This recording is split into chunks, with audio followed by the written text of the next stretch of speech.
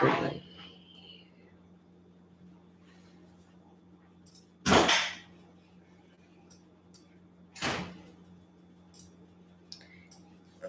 There it is. Hey, we got all the live videos going. Okay, good morning, everybody. Natalie coming to you live. Spirit and coffee. Got my coffee here. Drinking my little "Don't Let the Muggles Get You Down" mug. Woo woo! And we got Destiny as a guest. Salud. What do you got? You got a Christmas mug. Yeah. Is it Christmas? What does it say? If a kiss was a snowflake, I would send you a blizzard. Oh, it would drown you in kisses, in other words, and you would die of kisses. That's what a blizzard might do, it'll kill you. Okay, so let's get started. So this morning we're having a conversation, right? And I was talking about, sort of relationship, which is what I'm trying to understand at this point in my life. And actually living into relationship, not just talking about it as a concept, but actually, how do I have a relationship with an individual, and not just as this thing in my mind that I believe to be true, but actually how. I know, it's funny. And we were talking about relationship, and there are patterns that are seated deep within us, right? So relationships are really hard. It's not easy. I'm going to say that to begin with. It's not an easy thing. Now, I think that people find their life partners that are amazing, that they love, that are, they're right on point, and maybe everything is really good and operates in, whatever. But there's always going to be complication, and in any relationship, not just, intimate relationship, but relationships, again, like with, even with my niece or whatever, but it's different when you're in an intimate relationship. And it's hard because sometimes you want to escape, or at least I want to escape. And that's kind of my pattern. I'm like, oh, okay, I don't know if this is what I really wanted. And, trying to be mindful, like, did I truly want to choose this? And obviously I did, because God has put it in my path. Okay. But super complicated and not the easiest thing for me to do. Because why? Because it's been Natalie by herself for so long. So we just started talking about being responsible for everything, because the scenarios in our relationships that we've created, right? And it's a family historical thing. And I'm glad that Destiny's here, because she's, of course, part of the family. And as being part of the family, we start to talk about how our own patterns are seated throughout the family history, and how we relate to intimate relationships, and how we see it coming out in different aspects. And then how are we personally responsible for what is showing up in our space? So for me, the pattern is to push people out of my life. Like, that's just the pattern that I have. It's, okay, I want a relationship. And then I subconsciously create these scenarios around my life that will drive someone completely out of my life. They'll just be like, I'm done. And I'm like, okay. And then it's like, okay, you're done. I get it. It's okay. But did I create that? And so that's where the personal responsibility comes from. And this morning I started to really think about, how am I personally responsible for all the things that show up in my life, even the uncomfortable stuff, even the stuff that I don't want to take responsibility for. Even if we start to take personal responsibility for every single thing that shows up in our life, we start to create a world that we want to see around us, because we can see the feedback and the results and say, I don't really like that one. That's not really how I want to maneuver. So Destiny and I thought, well, let's talk about it. So Destiny, what do you have to say? Like, being personal, just tell me this, being personally responsible for everything that shows up in your life. How did it make you feel when you first started to practice that? Uncomfortable. I'm not gonna lie. It's very uncomfortable when you first start practicing taking personal responsibility. At first, I wasn't taking responsibility for everything, just things that what I would think that was bad. No, that's not necessarily taking responsibility for everything. It's taking responsibility for the good, the bad, for everything in between, and knowing that I created that. I am personally responsible for creating every single possible outcome that was created because I was responsible for it. So that's kind of how I see it more than anything is. Yeah, it was uncomfortable. Good morning, Ignacio. Cheers to you. And good morning to those on Podbean as well. So it's uncomfortable to be personal responsible. Part of like being, so when we say that we're personal responsible for everything, it's the good, the bad, the ugly, the every single thing. And I'll tell you a story that happened. What I mean by this, right? We call it authoring it into your life. You're the one who's writing the script of your life. And so if you're writing the script of your life, good morning, Nicole. How are you writing it in? What is it that you're writing into the script of your life? And so I was driving with a friend across the United States on the back of a motorcycle, because that's me. I do these crazy things. And it was a crotch rocket. We were like, and I literally all the way from the East Coast back to New Mexico on the back of a bike, right? Good morning, Reggie.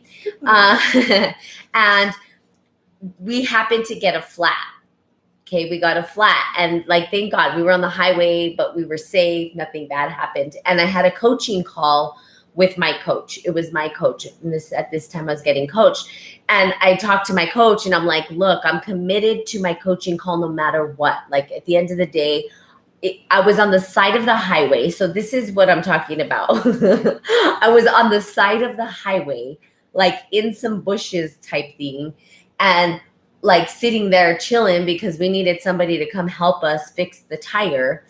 And I was on the phone with my coach and she said, so what happened? And I said, well, we got a nail in the tire. And she's like, how did you author that into your life? In other words, how are you responsible for that nail? She goes, that nail could have hit any tire, but it hit your tire. And I was like, I didn't create it. I didn't do that. How come I did it? Why am I supposed to be personally responsible for this, right? And so basically I started to think about, well, what did I author? How did I author it? And if I was the author of this particular scenario, how is it that I'm responsible for the result that I'm seeing? Or if I'm responsible for this, how do I make the best out of it? So for me, anything that happens in my life, I sort of try to make the best out of what is the scenarios that show up in my life. So I told her, well, I don't really know. Okay. She put it there.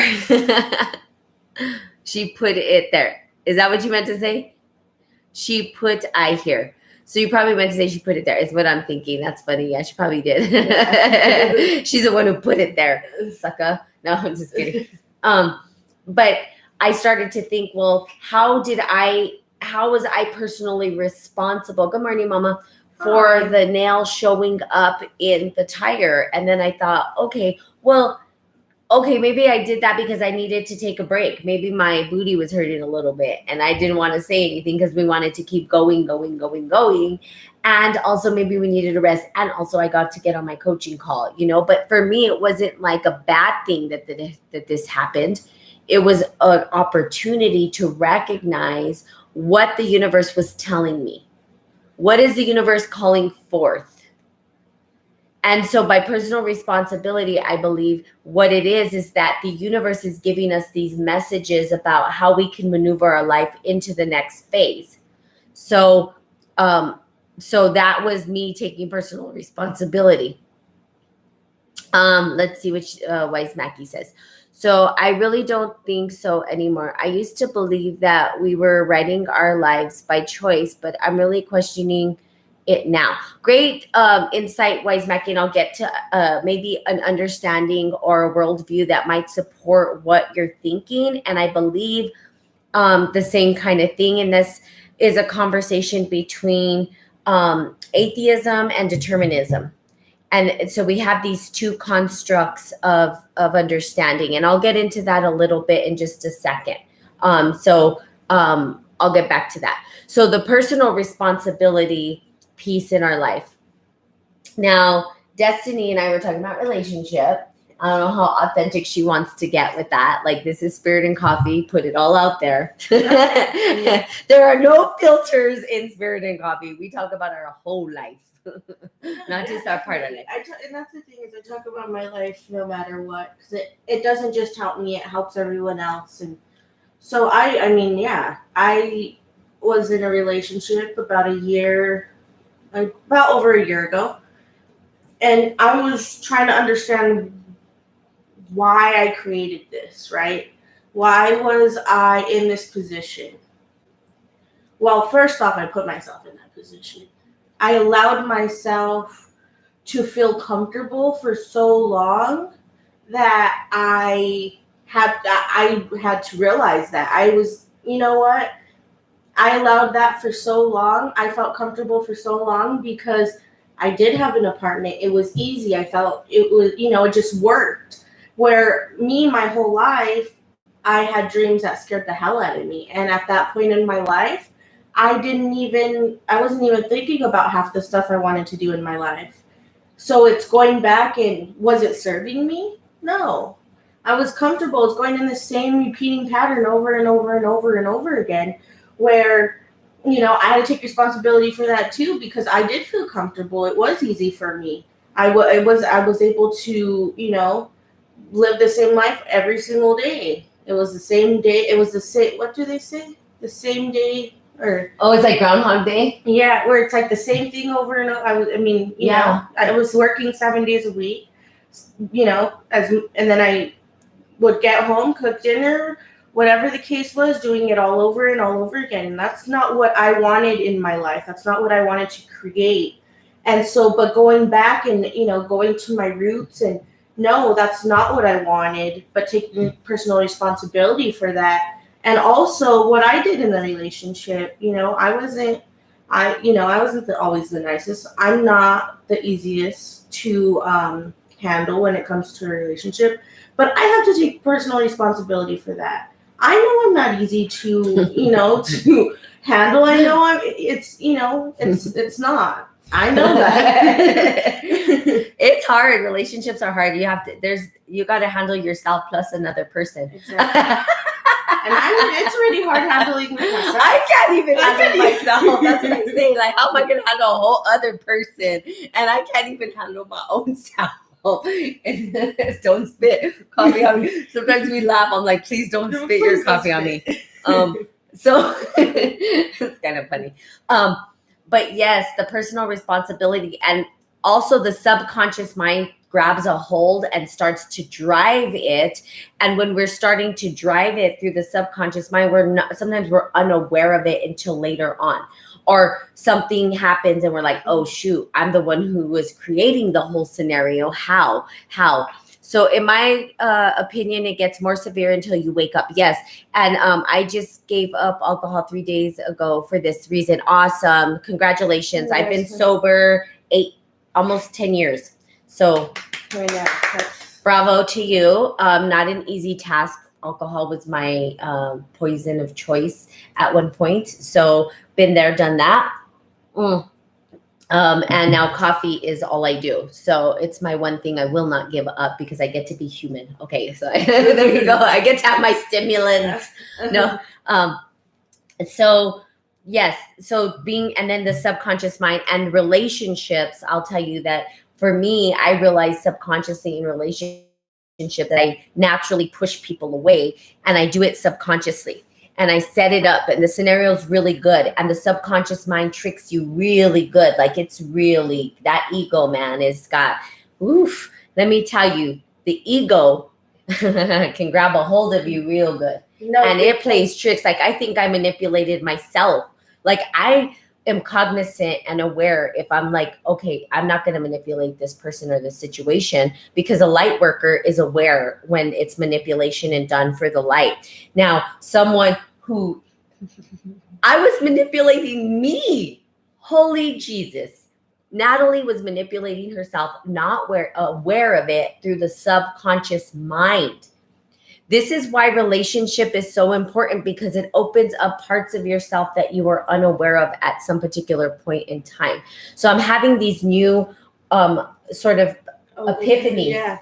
And then the patterns are starting to shift. And that's the big thing, is that's what you were talking about, the patterns, right? How do we shift the patterns? How do we recognize the patterns? How do we get out of the patterns? So let me get back to you, Wise Mackie, on altruism and determinism, because I've had these conversations. Do we have free will, or is our outcome already there? Like, if God knows all and we believe in God and God has the outcome and we're going to end up in the same place anyway, do we have free will?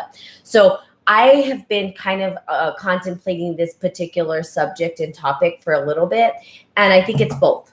So here's how I think it works. And this is just a worldview. I'm not 100% sure that it works this way, and I haven't done enough research around how this might work. I don't know that you could do research, because it's really about reincarnation. So if we looked at reincarnation from the determinism to the altruism, to the atheism, we would say that atheism says that we have complete free will, and that everything that we do is based on our choices, and that there is no God, and that everything we do is what we do. Then there's determinism that tells us that God has a set plan for us. It doesn't matter what we do, we're going to end up there. Okay, here's where I think reincarnation comes from. This is what I believe. So it doesn't mean it's true.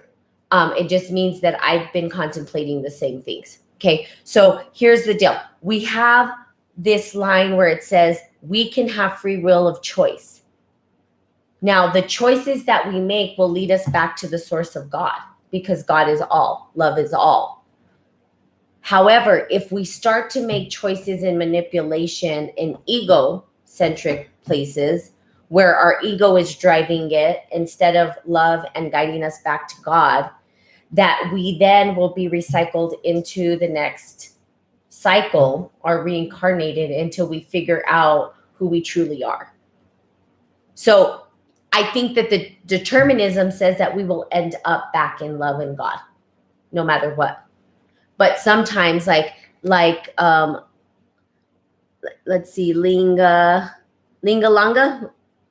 Is that how you say it? Lingalanga? I like that. Okay. Like Lingalanga said, it gets severe until we recognize who we are. So basically the pressure will come down, and this is part of personal responsibility. No, definitely. If you don't take personal responsibility, your same patterns are going to keep forcing you into getting the message. Like, are you going to get it now? Are you going to get it now? Are you going to get it now? And you're like, no, I'm not going to get it now. I just need to go burn my hand on the stove 500 more times before I recognize that shit's hot. Like, how is my hand getting burned? Oh, well, I keep putting it on the stove. Well, don't touch the stove when it's hot. Oh, okay. It's that easy? No. It's that easy, but that hard, because and part of it, I believe, is listening to your elders. Like, I've always been a big fan of listening to my elders. I really do take their words into consideration. If they tell me that if I take this road, it's going to lead me there, they know I won't go down that road. Why? But some people have to learn it. And I'm not saying everything, because there's some things I'm like, okay, I'm going to do this. And then I'm like, oh shit, they were right. And then I'm like, never again. Learning the hard way. Yeah, the hard way. Yeah. But some people don't ever learn. No, they keep taking the hard way. Keep getting hit in the face. And you're like, it would be so much easier if you would just listen. And I told you that the stove was hot. Why are you touching the stove? But they keep doing it. So whatever. There. So there you go. Yeah. So there, keep burning yourself. I'm going to tell you. Let's see what this is. Yeah, I feel you. I feel like I'm in the light worker, but I believe that reincarnation can be within. Ooh, let me finish reading. Ooh, be within our own lives. We're still alive. Death of one part of growth, birth of a new mind. Yeah, and so can happen. Absolutely. Shit, you are sure you're not my wife. You sound like her. Awesome. Well, I love your wife. Hey, is this the guy from perhaps the Comcast? Comcast? No, he did. The guy from Xfinity. We ended up talking about it. And I'm like, oh, I do spirit and coffee, and that's why I need it. I play music. Oh, amazing. Well, you can share your music. Do send us a message on Spirit and Coffee at the Facebook Spirit and Coffee Talk 1. And then you can share your music and we'll listen to it. I will listen to it. I love music. By the way, a whole live band showed up at my house yesterday. Great. We were eating outside and then this drive-by band did a drive-by music. Yeah, it was live music. A drive-by concert. A drive-by concert. We love that it should be, instead of drive-by shootings, drive-by. We should come up with the whole campaign about that. We should. It's time. This is the time of drive-by musicals.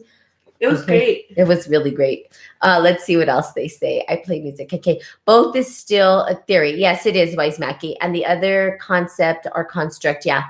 Even after knowing certain established principles and identities of ourselves, if we can only recognize its freedom as such, all man's concept is theory. Yeah, no matter how presented or believed. Absolutely, it is all theory. But the cool thing about it, Wise Mackie, is that it is all theoretical and we work within theoretical frameworks, but we ourselves, right, can then live into the theory and experience the theory. And that's what I was telling people, which is my master's program that I'm going to be doing is it's part theory, part experiential. In other words, yes, it's theory, but it's theory based on the experience that an individual has had. So we are in a phase of understanding how we experience this, whatever this is, right? And that's really all life is about. That's what I've come to the conclusion is life is just here so we can experience it. That's it. Simple. But we experience a lot of shit. And some of it's not so good. Especially here in this planet. I'm like, oh my God, I cannot muggle today, okay? No, it's not happening. Mopping out. We're going to go drink butterbeer. Yep. Pre-consciousness is one's intelligence allows them to know it. Yeah, pure consciousness, yes. And to drop into that, right? How do you drop into that? It's only experiential. You can't, I can't be in Wise Mackie's brain.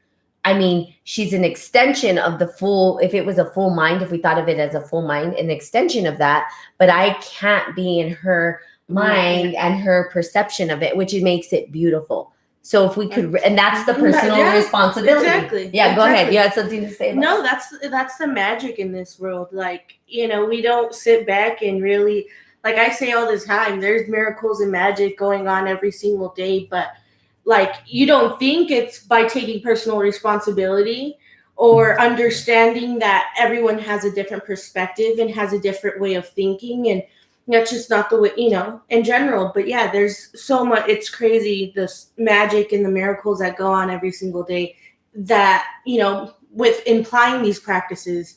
But yeah. Yeah. And it's fun. And that's what I love about it is because when we start to take personal responsibility for our own perception or story or whatever you want to call it, now we can actually celebrate with other people. It doesn't have to be a fight. I don't have to know more than you. We don't need a degree to do this stuff. I'm getting a master's for a purpose, right? For an expansion, not because I have to be the expert. I'm not. I'm the expert of myself and my own world. Mm-hmm. And that's what I'm becoming the expert of. And that's even what Jesus Christ said, Buddha, look within yourself, become the master of you and your experience and how you relate to God. Your personal relationship with God is your personal relationship with God. You don't have to display that to everybody. As long as you understand and you know, and you're living in your own personal integrity, it doesn't really matter as long as you know that you're doing it for the good of humanity. Now, on the other spectrum, if you're doing good for the humanity and you're living in integrity, but your results and feedback from the universe are totally opposite of that, then you might want to look at what you're doing. How are you engaging? Language creates, I've said this over and over again, language will create an outcome. Be careful with what you say. Yeah. Words create and shape our world. They do. It's vibrational tonality and frequency. That's where they came from. It came from the vibrational frequency and how we heard it and then how we expressed it in language. But we've had these conversations, Curtis and I, about, well, what if you were blind and you were deaf? You wouldn't have the same, you couldn't get angry because you couldn't see the cues or you couldn't hear the cues or you couldn't. So how would you feel about that? Like it would be a physical sensation, right? And the neurotransmitters and all of the nerve endings that we have to feel this place are what give us the experience, right? So, and it goes on and on and on and on. But being personal responsible for what you see in your space will provide you an opportunity to grow. What else do you think it provides you when you take personal responsibility? It creates more space to create more in your life. Definitely. Yeah, Destiny's been so she's my nieces. They're the only ones who can handle me. No, just kidding.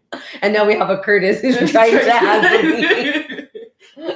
We call him a Curtis. Curtis. I call him a it's and a them. And then my niece goes, "Am I in science project, Auntie?" Because I told her, I just let you go out and do your thing and then let you figure it out and see how you're going to fall on your face. Like a science experiment. She goes, "Really? Like a science experiment?" I said, "No, not quite." And then I go, "But maybe kind of." You got to understand, I was born on the same day as Sigmund Freud. Maybe I'm a reincarnation trying to get this right rather than just focus on sex, because that's all he did.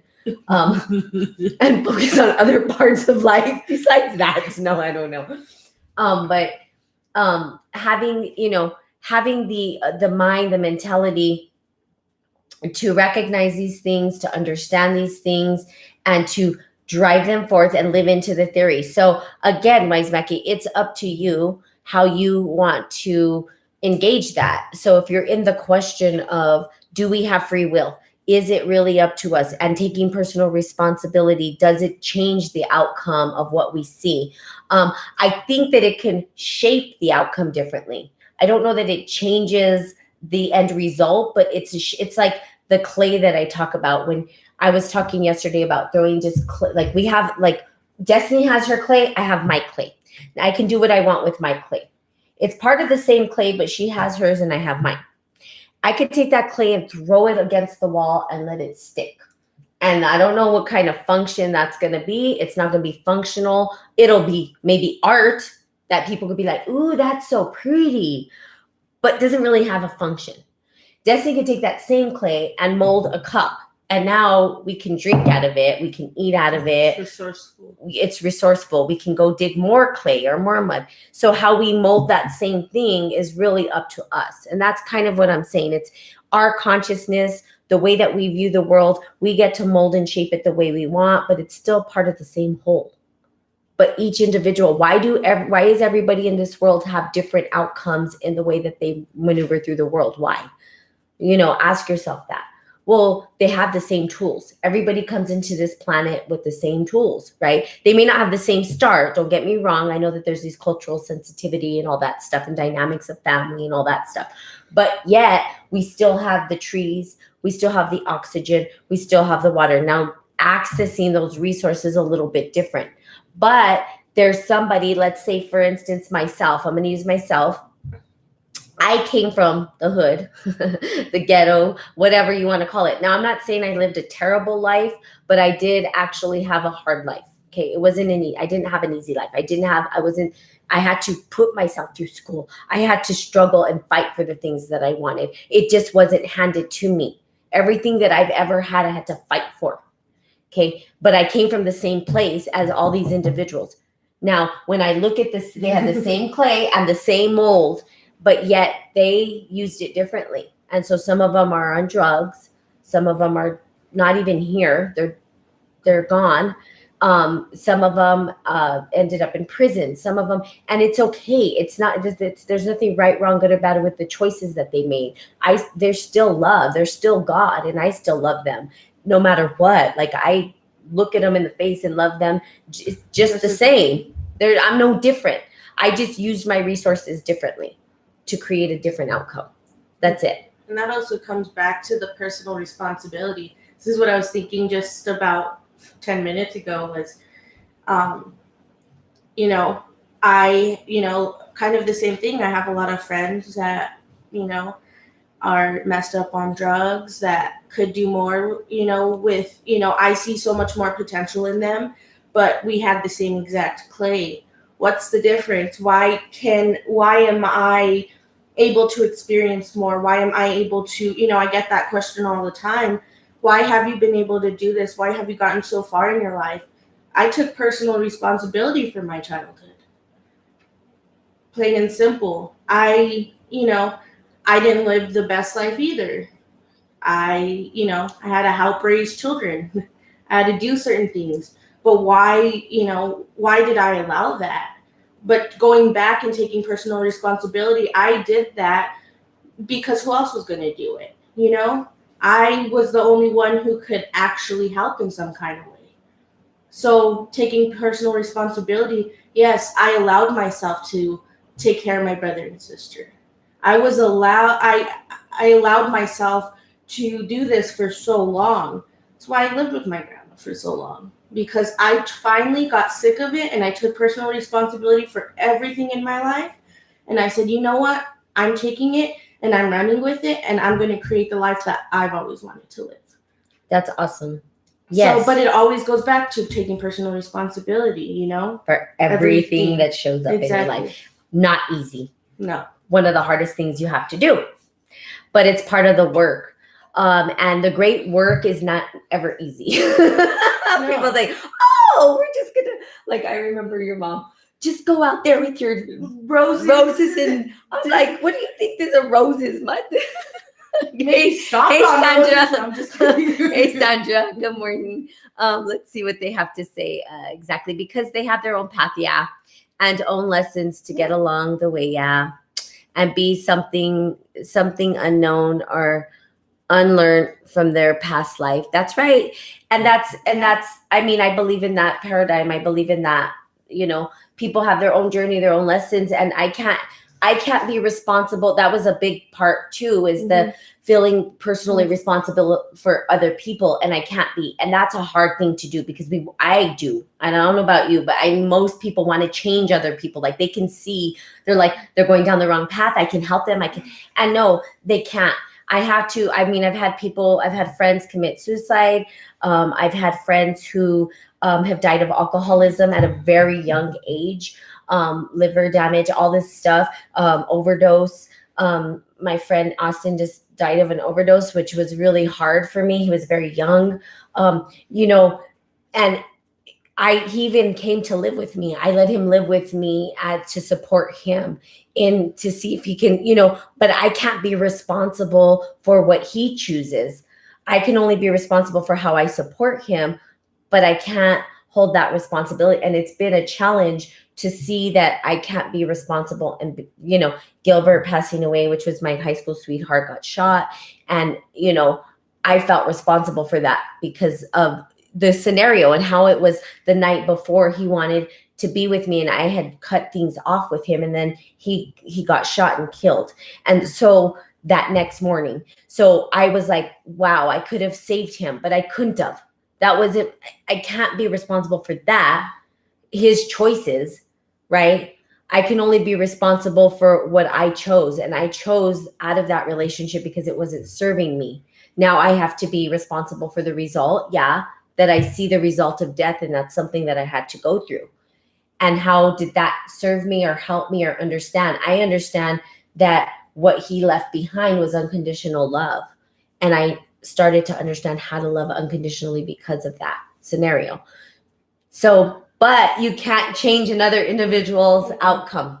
That's not for you to do. But what you can do is change you within yourself and pray for everyone else and love everyone else from a distance. Because what I've realized, honestly, is being able to love myself and do these things for myself. I see God working every single day to help those people every single day that are struggling. And they, ask me questions all the time. Why are you so happy, Destiny? Why do you always smile? Because I can. I choose into it every single day. Why not? So they see that and it reflects. You're a reflection of yourself. You're just because you absorb energy doesn't mean everyone else doesn't absorb your energy either. So, seeing that every day too. So not always thinking, oh, they're going to be like that forever. No, praying for them, loving them from a distance, and being able to see them grow as a person, even from a distance, even if you're not a part of that or whatever the case is. But, being able to do that for yourself, to see that, to see that love and that prosper go to everyone else is beautiful. Yeah. So I agree. You can always love at a distance. It doesn't have to be, and you can't choose. And as you start to shift and change, people will start to exit your life. And that's just the natural way that it happens. Your frequency, your patterns, people can't be around you when you're in a certain, if you're leading a clean life, people who are not leading a clean life naturally go away. Not that you want them to. I don't want any of my friends to feel like they can't be around me, even if they're, on drugs or whatever. Like, I accept them fully. But they naturally won't come around me. It's just a natural thing. They don't want to be exposed to that because, well, their own guilt shows up is really what it is. They start to feel guilty, but I'm not putting the guilt on them. I love them no matter what. So it naturally happens. So people will fall out of your life as you continue to move along your spiritual journey. Know that that is a result of that, right? Hey, Betty. Good morning. Hi. Or maybe something in a parallel life in another dimension that collides with the current existence. Yeah. And I believe that too, the parallel universes and stuff like that. I think we're at a place right now in humanity where we're starting to understand that everything has happened at once. And that's a whole other topic. That's like the time topic. Like, is there time and is there space and does that exist? And that's the whole quantum realm and the classic physics and da da da da da da da da. And that conversation is super critical for individuals who are transcending time space at this time. And there are people who are doing it. So we at Spirit and Coffee will talk about both the realistic theoretical models being applied to this time space, three-dimensional space, but also talk about what does that mean in your stellar body or at the macrocosm. There's the macro and microcosm, right? And we have both. And how do we intertwine those two together? So it can get as surface level as relationship and personal responsibility, and it can get as deep as the subconscious mind, quantum physics, and how the existence of life itself in parallel universes manifest out into this place, time, space, whatever. So there's different dimensions for sure. And densities as well. So there's not just dimensions, there's also density, and they go hand in hand. Density being the space, dimensions being the time. So we have both, and how they intertangle with each other, you get a result or a way that you view the world around you. And so perhaps in my master's program, that's what I'll look at, understanding how density and dimensions intertwine with another, which would be how do time and space work together. If we called it density and dimensions, I think we'd have a better language to actually describe the experience that we have within those dimensions. Yeah. Or those spaces. Yeah. Definitely. Because language is everything. So I don't know that time is just a construct, where we would say density is a construct, but it's a natural law construct of how we are material. And then dimensions is how we view the material in motion. So interplay with that. But that's a whole other topic. We could go on and on about that. Oh, we could go on and on about everything under the sun. But personal responsibility, I think, is a big one. And thank you guys for showing up. We're going to, good morning, Sam. Cheers to you. Good morning. We're going to call it a day. Now, I'm going to try to get up and get ready, like look fabulous for you guys eventually. But, whatever. We just do it. This is real life. If we did a reality show, it'd be real reality, not like rehearsed. You guys would be amused all day long. Yeah, because we don't rehearse. Mm-hmm. We just talk. And we talk like this all day long. Blah, blah, blah, blah, blah, blah, And blah, probably blah, blah, sometimes blah. even more. Oh, I know. Too much talking sometimes too. Sometimes like, I practice shut up a lot. That helps. Excitement. It helps with the muggles. They don't get you down when you shut up.